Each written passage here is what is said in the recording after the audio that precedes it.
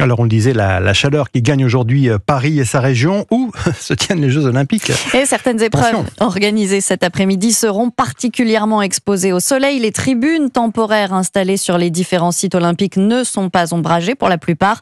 La région va donc distribuer eau et chapeaux aux spectateurs. Des spectateurs qui ont pu assister à une sacrée moisson de médailles hier. 16 médailles, je vous le disais, au total pour la France, qui est deuxième donc au classement à l'issue de cette troisième journée des Jeux. Une journée incroyable pour les Français. Judo, escrime, VTT, équitation. L'équipe de France olympique a remporté pas moins de 8 médailles hier. Les Jeux sont parfaitement lancés pour les Bleus, Martin Lange.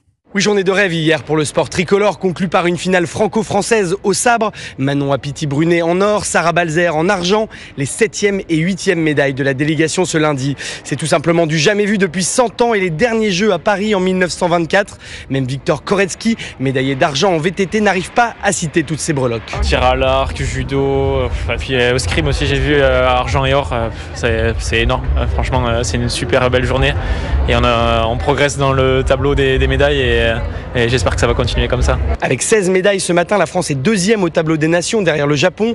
Plus que jamais en course pour le top 5, son objectif affiché. Et selon Nicolas Gestin, l'un des héros d'hier, titré en canoë, c'est loin d'être terminé. C'est sûr que la ferveur va nous porter, va les porter j'espère, et ça va scorer parce que le public, vu ce qu'il m'a donné, c'était la moindre des choses de lui rendre l'appareil comme ça. Un public époustouflant sur tous les sites et qui pousse les athlètes tricolores. C'est l'une des clés de la réussite. D'ailleurs, ils étaient encore 25 000 hier soir au Club France, minuit passé, pour accueillir les héros du jour. Martin Lange pour Europe 1.